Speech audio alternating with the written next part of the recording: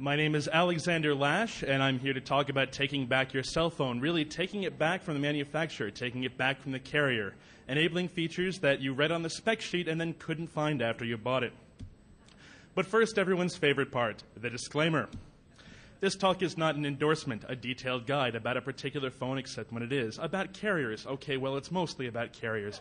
It's especially not approved or sanctioned by my employer in any way, and in no way represents any opinion, policy, or stance of theirs. Oh, and more disclaimers. This will probably break your phone. Please keep backups. It will break your contract if your carrier finds out. Your carrier can and will charge you. Do not use BitTorrent on a tethered link. It's funny until you get the bill. And this does mostly target the USA cell market. Apologies for international visitors. Why I'm doing this. Here's a brief history of tethering, me and Verizon. Sure, if you buy the data cable. 2 hours online of customer service getting a feature added. I need to get the secret code from the manufacturer. And then finally, and this is the current story, oh, that's $60 a month, and oh, it was free on your last phone. But your new phone's hardware isn't compatible. And, well, with the free service anyways. And other innovations I've seen in my career here, crippled Bluetooth, because headsets are good, but ringtones are bad. Scare tactics, that $20,000 cell phone bill I think most of you have heard of. Media transfer fees, because you're not allowed to put your own ringtones on. Locked application platforms, such as Brew, because everyone should have to pay $10 for solitaire. And many, many more. And just in memoriam, all the phones that have died to produce this talk.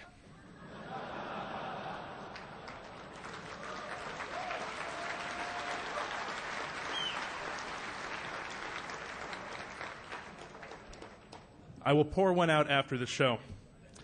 Anyway, some basic skills that you'll all want to have. Dealing with your carrier. I do get this a lot more than you'd expect.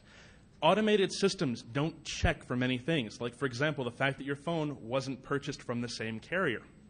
Be very circumspect. Talk about faults in features you're already paying for. Be courteous. And above all, don't let them keep talking. Keep going on. They'll just simply cave in. Not that I said that. And again, stress that you need to make calls. Unless you're not paying for that. Some great online resources. Howard Forums. I will say it as many times as I can. It is the best resource to find people like me, people better than me, people who I've stolen notes from to produce this talk. You'll find someone who's already done the same mod you're attempting and can tell you what will go wrong. XDA Developers is one of the best Windows mobile sites and covers a lot of stuff that's of general interest to smartphone users. The appropriate phone operating system SDK from Apple, from Microsoft, or the Symbian group has a lot of great examples for you to take, and some of them will, in fact, enable these features. And if you can get it, your manufacturer's SDK. Motorola has a great program for this. So, starting off with feature phones. Now, what's a feature phone? Many of you have probably never heard the term. It's not a smartphone. It's your average cell phone. It's running a manufacturer's operating system. It generally runs only sandboxed apps, and yes, I know this describes the iPhone perfectly. Still, it's a smartphone. Now, it tends to be a much less expensive alternative up front. It tends to have many more locks in place, far fewer features. There tend to be special plans for it, and I guess that's why it's a feature phone. And yes, it's already time for another iPhone joke. Essentials. Get a data cable. If you have a data cable, you should come to the Hardware Hacking Village after the Q&A session. We might be able to do some interesting stuff for you. Serial terminal software. There's a GSM-AT command set that was finalized quite a while ago, and almost all of those commands are implemented on both CDMA and GSM-based phones and let you do, again, some fantastic stuff. BitPim, Gamu, and Noki are all open source projects, all of which will let you open up your feature phone's file system. The Qualcomm PST, which almost no one in the audience will be able to obtain. It's CDMA only, and it's not generally available to anyone but carriers, but will let you do some rather interesting tricks. The manufacturer's product support tools available to their technical support people. Again, very useful if you're trying to do stuff, but I don't know how you'd be able to obtain something like this. And most importantly, sign up for unlimited data. For a feature phone on most carriers, this is between $7 to $15 a month and gives you a wonderful excuse to be suddenly using a large number of data minutes for no apparent reason. Your grail is the manufacturer PST. This is the real bricking alert. Even when used properly, these things tend to crash. And especially when used properly, these things tend to crash and leave your phone bricked. And really, find someone else who's tried it first. Very high risk, very high rewards. With this Grail, you can get rid of the proprietary UI some carriers, Verizon, currently force on you. You can sometimes change out Qualcomm Brew for J2ME to install your own apps. It's a great way to kill a week in a phone. I have a wonderful war story for this. Unlock Bluetooth profiles. Again, if you're lucky, get dial-up networking, get A2DP sometimes, and of course, file transfer for ringtones. Unlock USB mass storage mode, use your phone as a flash drive, and flash features from newer phones or newer revisions of the same phone. Razer owners, I'm looking at you. Stupid phone tricks for everyone in the audience if you'd like to follow along. Here are a few different codes you can plug into your phone right now to access a certain menu which will let you do a variety of things. On most phones, this will let you set your own WAP proxy. Many of you are wondering what that will do, and the answer is, shortly, let you connect to the internet through your own proxy without paying for mobile web access from Verizon or a number of other carriers. Credit to howardforums.com for all of these. Again, can't plug them enough. Oh, and yeah, the iPhone has one of these too. Just like every other smartphone. What can you do with this next? Okay, break your phone. Again. You can tweak some odd settings that you really don't want to tweak. If you don't understand what it is, look it up first. If you can't find a reference on it, really don't tweak it, or at least if you did, don't tell me you did. You can get free WAP through this, like I said, using your own HTTP proxy. This is usually called web sessions. You'll need to have an open HTTP proxy to do this, and that's a wonderful problem in and of itself. Now, this is on CDMA only, and we'll get into the reason for that in a second. Some phones will also not allow you to plug in a data cable without going into this menu and enabling the option. You can sometimes change your NAI, and I will say what that means shortly. And this is the first step towards free tethering. Now, tethering is something I'm going to come back to a lot, and to me it's one of the most important features on a feature phone because it lets you connect to your laptop or a Nokia device, or a real PDA, get real internet access, get real mobile apps going, and that's what I do most of my research in. This is just what I have to do to get it to work. Tethering is carrier authenticated, requires a valid context. There's different terms for GSM and CDMA there. And how you get a valid one, the easiest way is to buy one. Again, buy that feature phone data plan. It's very much worth it. Or you can kind of find one using a CDMA carrier issue, which we're going to get to again in a second, specifically into this second. CDMA. BitPim is your best ally if you're on Verizon or even on Sprint. Accessing your phone's file system, it's an open source alternative to a wide variety of tools that are difficult or illegal to find or steal, tools that don't exist, and tools that are very proprietary, such as, I don't know if anyone's ever heard of GAGIN, Get Around, Get It Now. Show of hands, anybody? Nice, old school. This works on every CDMA phone since the VX4400, the first phone I killed, no coincidence there. And support gets better every day. It's an open source project. The most important thing you do with BitPim is make a complete backup of your phone for when you break it, because you will. And again, quick uses of BitPim. You can add ringtones with it instead of paying $2 a ringtone. Add pictures instead of paying $1 to transfer it to yourself as an MMS. Add video, which most carriers don't let you do. Download video to your computer, which again, most carriers don't let you do. Back up your phone, again, the in memoriam slide, and modify system files, which let you do little tricks like turn off the shutter noise on your camera and other annoying features built into your phone. And again, howardforums.com is a great place to find out what to start breaking. Qualcomm PST is yet another breaking alert, even though this is the most important carrier tool most stores use for service programming. You can use the backup service programming, restore it to a new phone after you brick yours, modify your service programming for tethering, really only tethering, you don't want to mess with the rest of it, and it's the only really surefire way to change your network access identifier, the NAI. It can also modify some files that BitPim can't. Here's a brief history of CDMA data, which has a lot of great information for everyone, and here's another eye chart. But the most important part is everything now boils down to the NAI if you have a modern phone. And by modern, I mean pretty much in the last 3 years, which should be everyone here. It authenticates you for data connections. You may have seen your number at vzw3g.com in various places. Now, most phones have two. One's for WAP and carrier services and unlimited access on... I honestly have no idea... I guess we've gone to DEFCON 17? Right, so Goons, anybody? I'll just yell louder. So, most phones have two. One is for WAP and carrier services, like, for example, checking in on your account. Unlimited access on this NAI tends to be $10 a month. Unlimited access on the, and of course, most non-plan access generally bills as airtime for that particular NAI. That's what lets you download applications from their app store. There's a different one for tethering, the one that you're charged $45 a month to use, and non-plan access generally gets rejected. Now, what happens on your phone is, depending on whether or not you're trying to tether or whether you're using an on-phone carrier service, it will pick from one that's stored in its flash memory. And the trick is simply to use Qualcomm PST or your phone's debug menu to change this.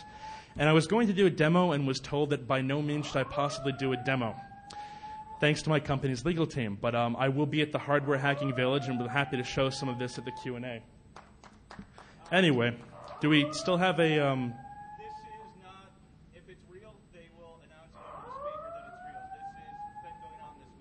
Okay, this is not a real alert. This is merely a test. If there was really an alarm that needed to interrupt this talk, it would be accompanied by somebody screaming, probably me. Anyway.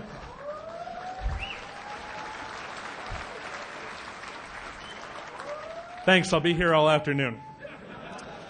So getting on to GSM, which is basically the... Yeah, there we go.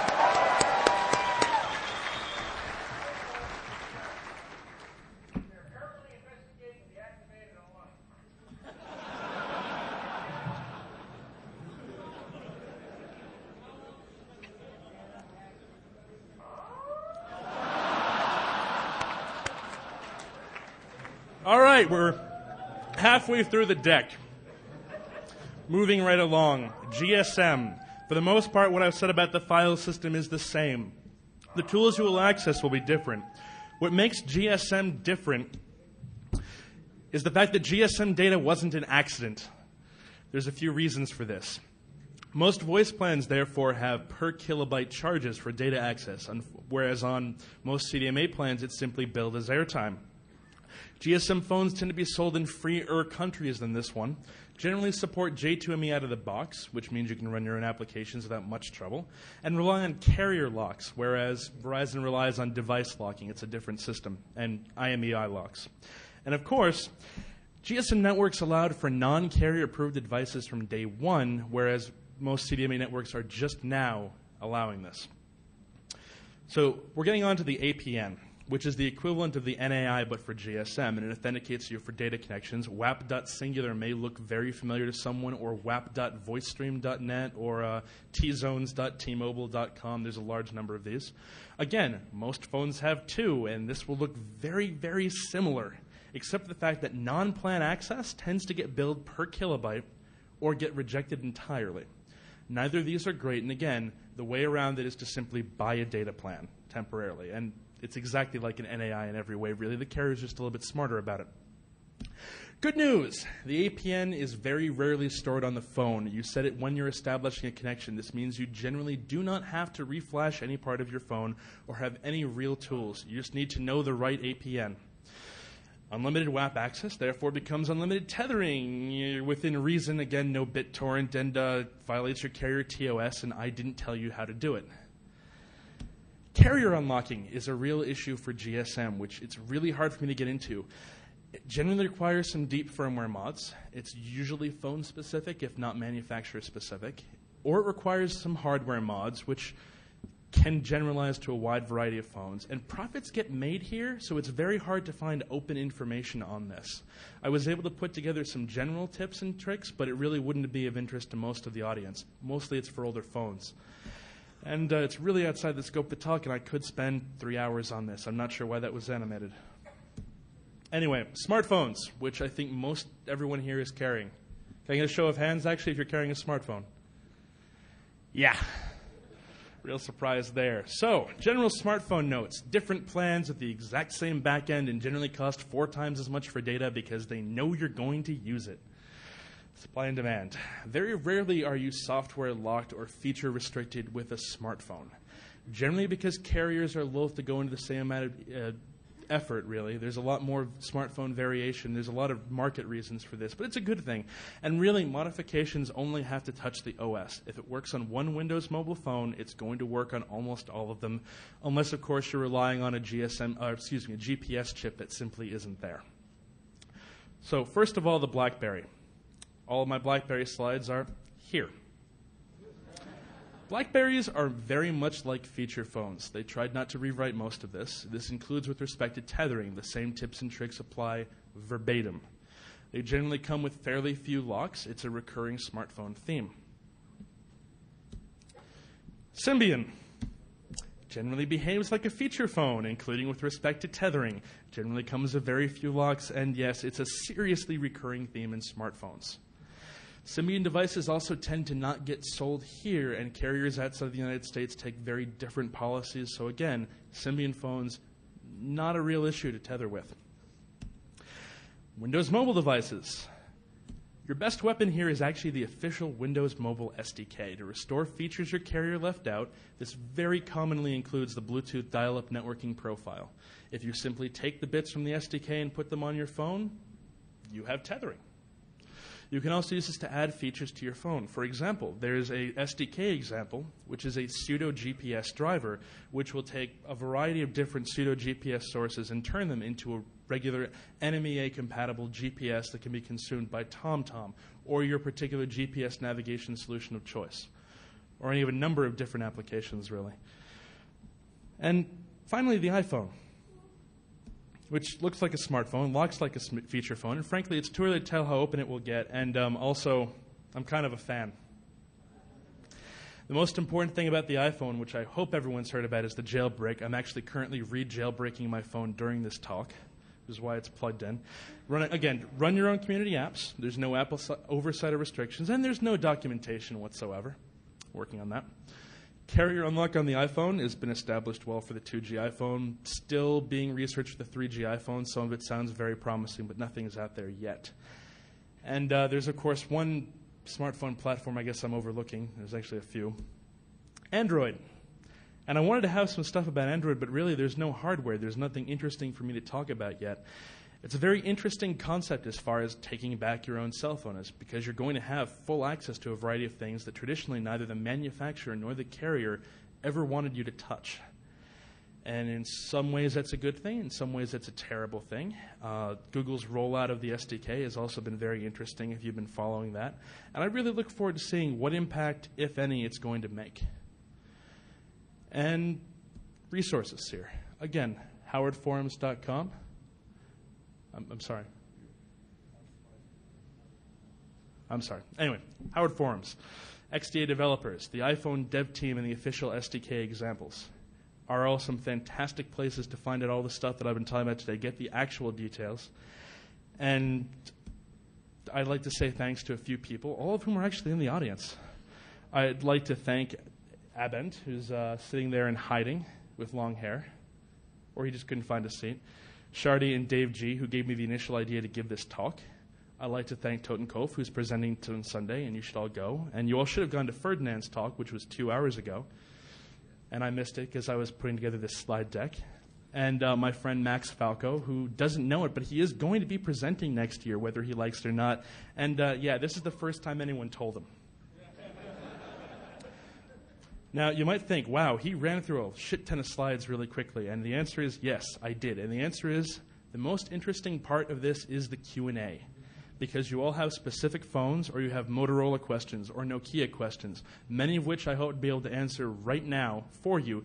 All of this is great general information, but really everyone wants to know what they can do with their phone.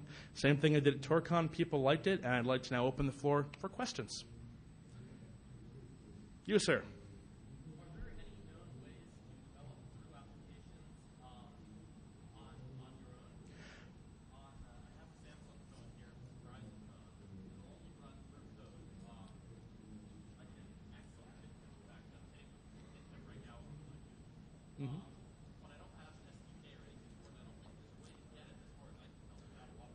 So the question here is there any way to develop your own Brew applications for your own Brew-enabled cell phone for free? And the answer is unfortunately not anymore. There used to be a way to get around it with Brew V1, but we're now on to V3 with most phones. It is possible to get a copy of the SDK, and it is possible to start writing your own applications, but unfortunately doing so requires a few $100s worth of certificates. There is no free or open way to develop for Brew, and that's one of the many reasons why I try and remove it on every device I own. Question?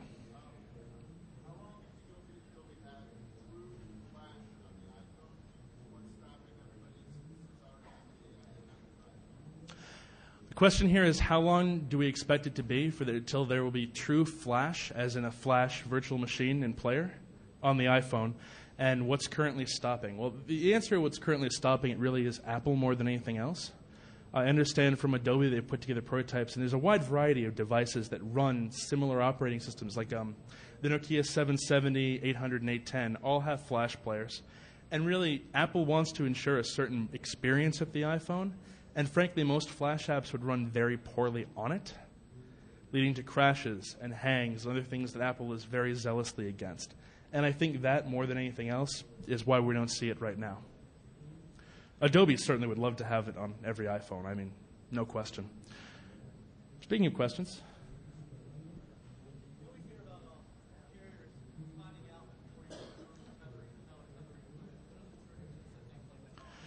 You always hear about people who get caught using tethering without a tethering plan, and what sort of triggers will set that off. Every carrier has a built-in limit to their feature phone's unlimited plan. In general, this is about 5 gigabytes. I know that is that for Verizon. Some international carriers go down to 1 or 2. Rogers, for example, is 1 gigabyte. And really what will get you caught is going over that limit. Almost nothing else will. BitTorrent will also get you caught for going over that limit because you're going to have upload and download that looks much more symmetric than it should be. Using a large number of encrypted services, again, most of which don't run on phones, can be a red flag, but for the most part, you're a needle in a haystack if you're not doing anything that goes over that 5 gig limit. Question back there.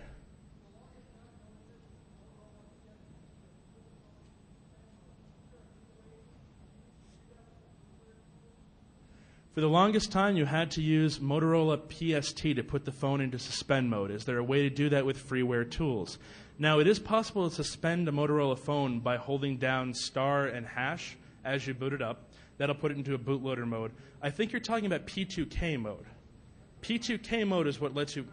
Okay, P2K mode is on a Motorola phone and has been for the longest time. It lets you access almost everything on the phone, reflash settings, reflash the firmware. And Motorola actually has released a freeware application called Motorola Software Updater, which, when used properly, or just used period, will put the phone in P2K mode, at which point you can turn and use apps like P2K Commander to browse the full phone file system, or P2K Flex to reflex the settings in the firmware.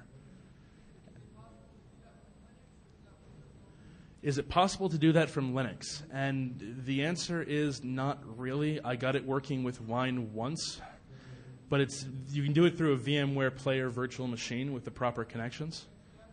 Easiest. I'm sorry, I can't quite hear you back there.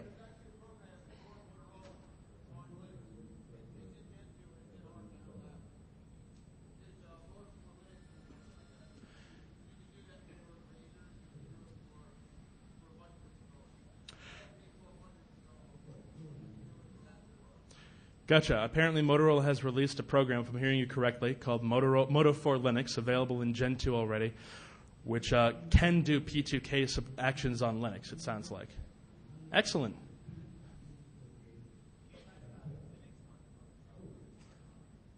I'm sorry, I can't hear. Can you come up here?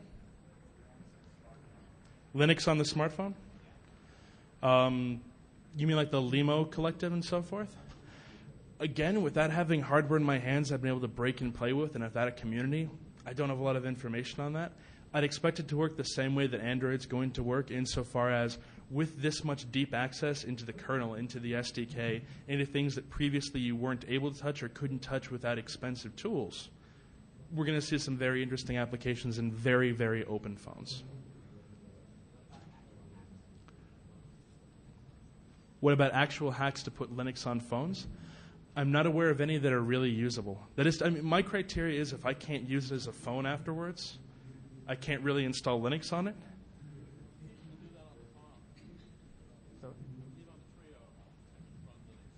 The Trio.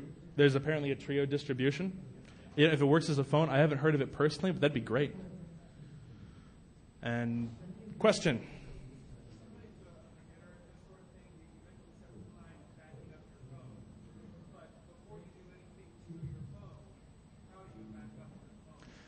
Before you do anything to your phone, how do you back up your phone? And the answer is, I mean, before you start writing things back to the phone, make a backup. Tools like BitPim are entirely safe to use if your phone's on the supported list. If it's on the supported list, it's actually been physically tested and tested fairly rigorously. And really, for read operations, you're not going to have any trouble. It's when you start reflashing your phone that you're going to kill a memory controller and have to have a very awkward conversation with Verizon technical support. Question.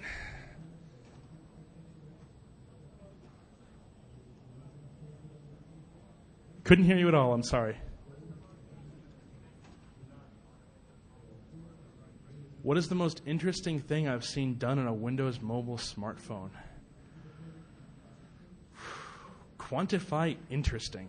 I've seen a browser on a Windows mobile smartphone that doesn't suck. That was the most interesting thing I've seen on a Windows mobile smartphone.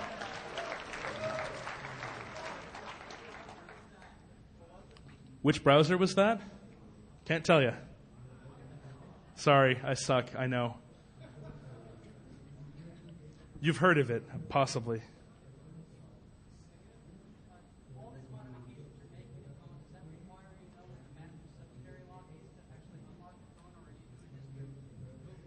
This is a great question. The question is, all these modifications, can they be done without noting the MSL, master subsidiary lock of your phone? And the answer is a great deal of them can be. Most of the PST stuff couldn't care less about your MSL.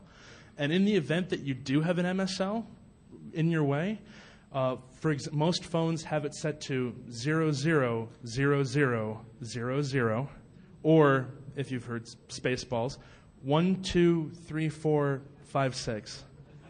That covers 90%, actually. It's pretty funny. Sprint has a policy of changing the MSL. And if you call Sprint, inform them you're a developer, not only will they tend to give you developer access to your phone, which includes being able to add your own root certificates. I could get into J2ME development if you'd like at the Hardware Village, but also that they'll give you the MSL if you ask.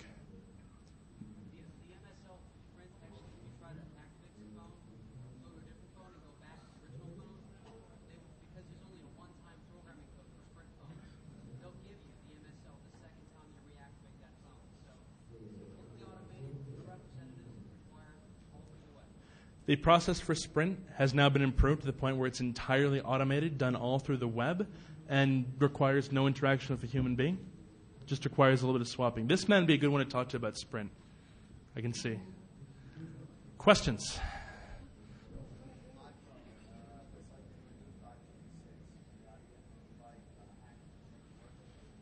I know that the removal of IPv6 from the iPhone is a very, there's a lot of people ticked off about that. There's a lot of people ticked off about, as far back as 1.1.2, they removed some hooks that were looking like we'd be able to put our own kernel extensions on the iPhone. I know there's a lot of people, myself included, who are working furiously on that. Mostly people more qualified than me to modify a kernel on a system I've never ever used before, but still, I know people are working on that actively. Shardy. Shardy would like to know how to make free phone calls, and because I knew he would ask this question, I'd like everyone who has a spare moment to go to tinyurl.com/shardy. That's right, tinyurl.com/shardy. Question.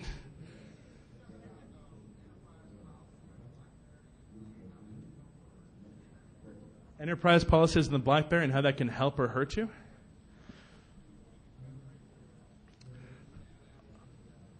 So, enterprise policies in the BlackBerry, I have not seen a lot of them actually put in place. I've only heard of a few companies that have gone through with them, and there's not a lot of community information out there about it. I haven't heard of one that prevents tethering.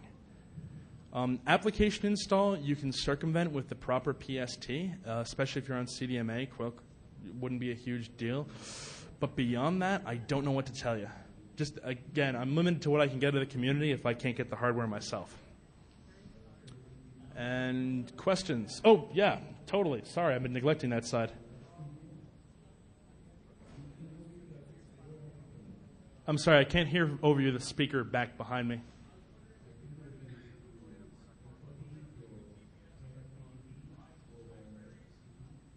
Ooh, for getting GPS, so you'd like to be able to use the GPS in your Verizon BlackBerry without dealing with Verizon's own expensive GPS navigation system. I know of a couple projects that have started on that. They had some progress and then stopped. I'm sorry. Problem with the community.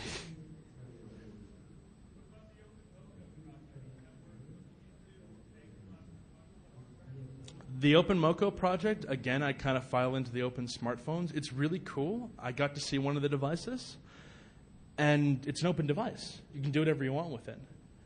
It's an open device that's expensive and has some hardware limitations, and whether or not your carrier will ever let you activate it is another question. But again, until they start getting them into people's hands, it's really cool, but beyond that, don't know what to tell you. Way in the back.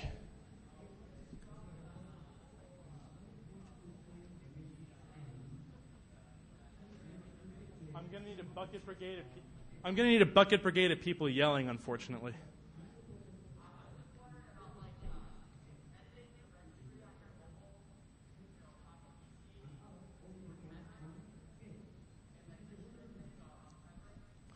So editing the registry on your Windows mobile device in order to enable tethering. Modern Windows mobile devices do it through a different mechanism. There's a separate app that you have to run. That's like Windows Mobile 5 and 6 to be specific. I'm sorry? Yes.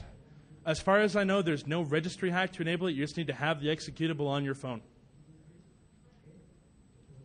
And it was removed in Windows Mobile 5 AKU3 and then redistributed as part of the SDK, which is the best place to find it. And XDA developers will have that available. They'll be able to tell you where to find it. I'll put it that way. Question?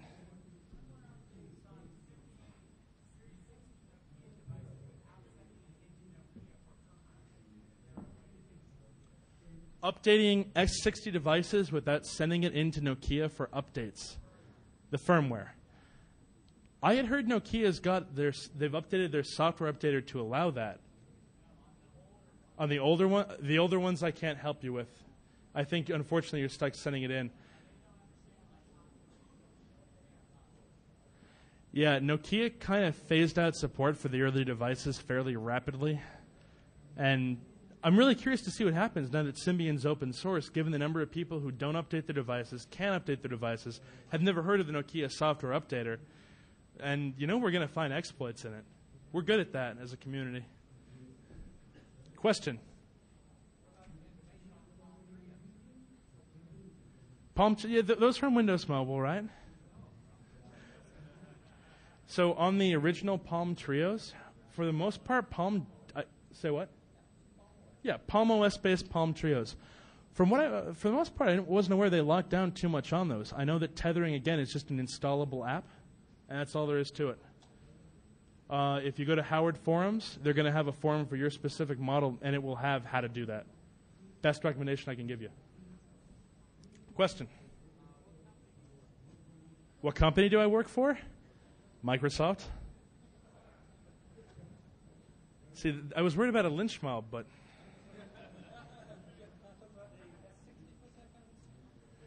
So, S60 question. S60 is the one platform I know worse than anything else. Worse than Palm.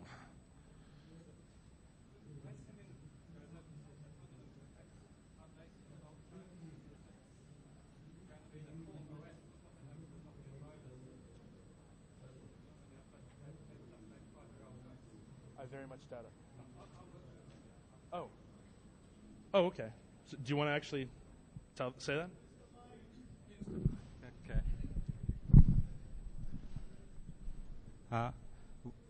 When Symbian goes open source, that's going to affect updates from Nokia.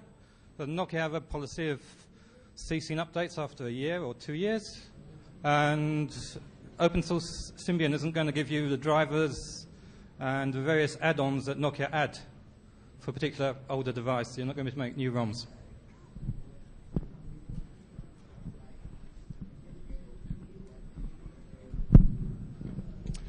Rep from Symbian, right in the front.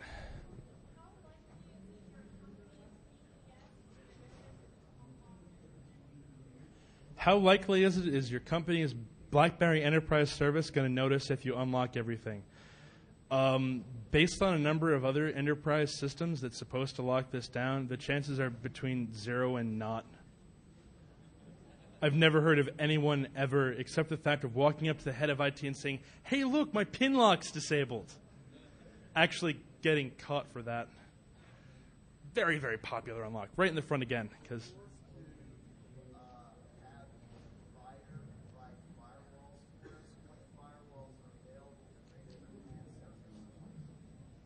firewalls actually running on the handsets themselves.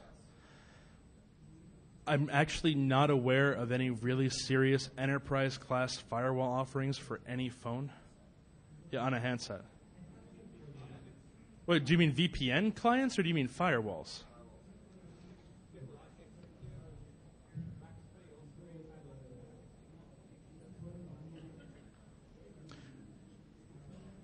Anyway. Did he get your... Yeah. I mean, I would love to have a firewall on my phone personally, but I know for a fact on the iPhone they've disabled IPFW and no one's cracked kernel extensions quite yet. Big project, though. Question. Any chance of A2DP, Advanced Audio Distribution Profile, getting anywhere on the iPhone? I really hope so. I have some nice Bluetooth headphones. I'd like to use them.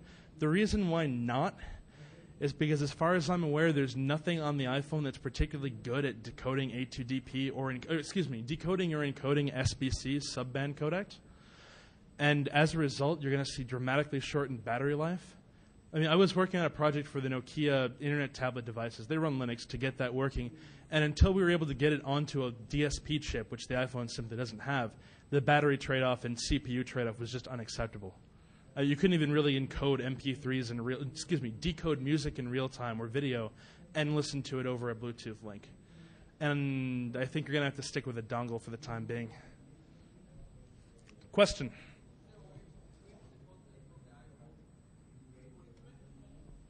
Encrypt the contents of the iPhone, as in the partitions on it and so forth, or the data stored in the applications? What level of encryption? So there are some, if you jailbreak your iPhone, you can install GNU-PG and encrypt and decrypt whatever you'd like.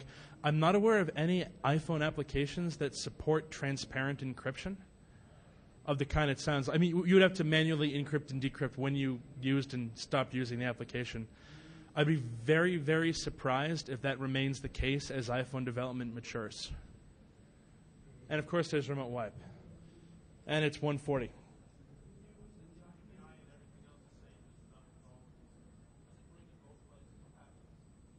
Ooh, if you set the IMEI, if you clone a phone, basically, if you clone all of the settings on a phone, what happens? And the answer is it depends on the network, and it's a really terrible idea. Because you're going to get cell registration, you won't get calls on both phones. One phone will be able to answer it, is what's going to happen. And what will happen when the carrier systems start detecting duplicates might get very weird. I don't know of anyone who's tried to do that except for nefarious purposes, so I'm curious too, but they don't really publish much. So what? Security through obscurity, exactly. Question?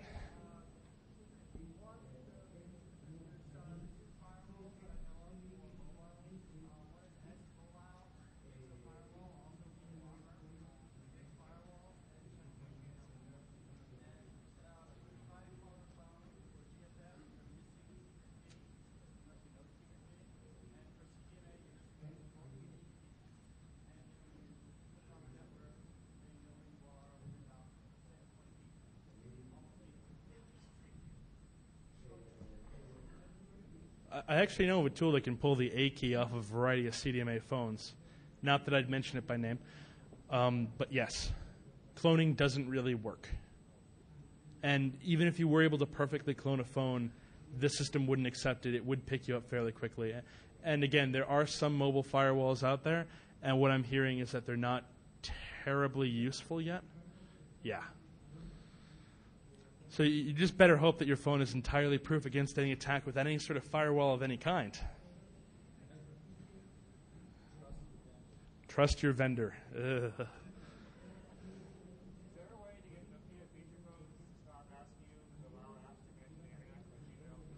Is there a way to get Nokia feature phones to stop asking you to allow certain features to be used? Like, for example, being able to access the internet or accessing location information. And I can't speak to all Nokia feature phones, but almost every J2ME virtual machine has separate settings for signed and unsigned applications. Generally, signed applications, you're allowed to set certain features as always allow. Unsigned, you're not. What's funny is that with full file system access, you can generally find the file that says these rules and modify it so that unsigned is allowed to set to always allow. Would be my recommendation there. But there's nothing direct. There's nothing you can do easily on the phone immediately.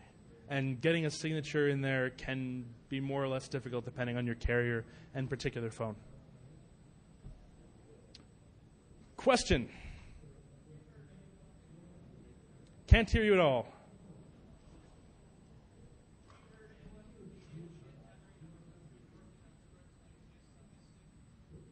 Have I heard of anyone getting Bluetooth tethering working on Samsung's Instinct? I have not heard of that yet. I would say Howard Forums probably already has a detailed how-to with screenshots. It's kind of what they do. Instinct, again, too new for me to have really covered it here. And I only really cover the iPhone because I own one and can break it whenever I feel like it, which is frequently, actually. Question.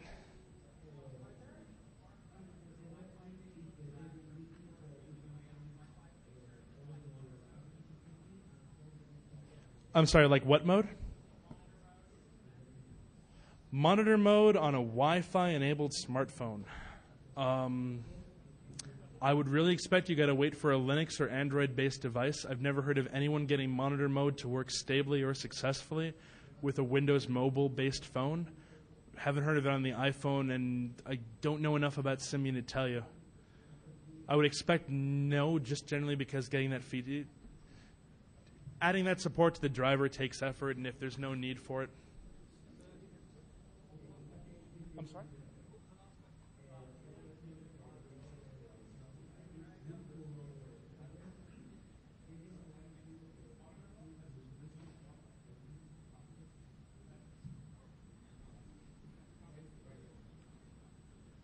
Can't get to the radio on Symbian phones is what I'm hearing.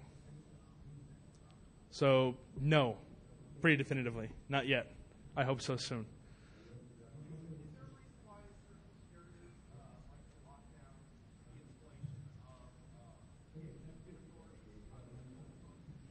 Is there a reason why carriers like to lock down the installation of new certificate authorities on their mobile phones? Oh, God, yes. And the answer is money. Because if they're the only ones who can certify applications for your phone, they are the only ones who can provide that certificate that actually lets you get through and use apps without clicking, yes, I'd like to allow it to access the internet, or yes, use my location information. It is purely a profit driver. Generally, the installation of certificate authorities, once you have full file system access, tends to not be too difficult in my experience. Your mileage may vary. I haven't done it on a large number of phones. Mostly Motorola phones.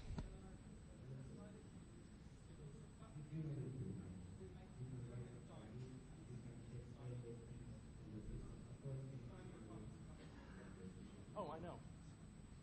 Just verifying that it's not the manufacturer. It's especially not Symbian doing this. It is the carriers. And again, they're the ones who are realizing profit flow from this.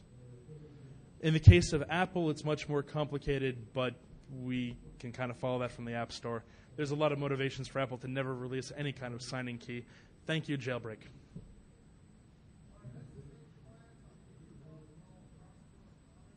Oh, yeah. SSH clients on feature phones. Mid-P SSH, very mature, very stable, use it all the time, got a lot of great features. I mean, again, you're still using SSH on a phone. It's never going to be a very pleasant experience, but I was able to set up macros and use Pine perfectly. Mid-P SSH, good stuff, runs wherever J2ME is available, runs on Blackberries, runs on Windows Mobile, runs on, you have a question in the back.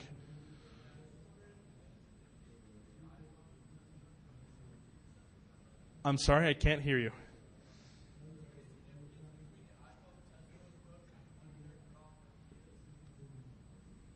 Is there any significance for the iPhone test mode code being one character off of Nokia's?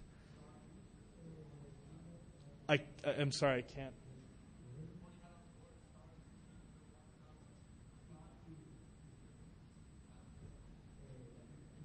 I still can't hear you, but if I got the initial question right, yes? Kind of? All right. I don't have a tinfoil hat, so I can't tell you. I think it's pretty funny, though. But, I mean, Motorola's is #0 setup star. I wouldn't be surprised to see that duplicated. Question in the back. You got one.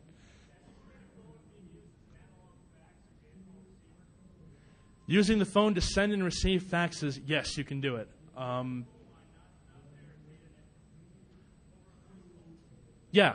If you are sending or receiving faxes, you're using, again, I'm speaking to CDMA here. I don't know enough about GSM for that one. That one I can't field for you. On on CDMA networks, that does go over basically analog, basically over 2G. And works as an analog. You basically use as an analog fax modem with the right software. Question. Oh. Last one.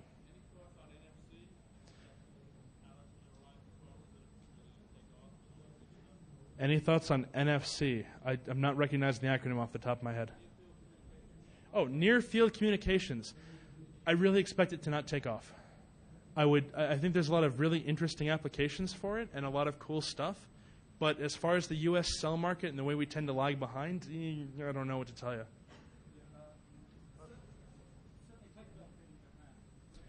In Japan, out of the country, yes. Unfortunately, I'm going to have to take any remaining questions at the Q&A. The Q&A is across the hall in 106. Oh, and one last plug. The Q&A will be across the hall in 106. And if you were looking for the IDA Pro book and, like me, missed the initial rush and didn't get one, the EFF will be auctioning one in their room tomorrow at 2 p.m.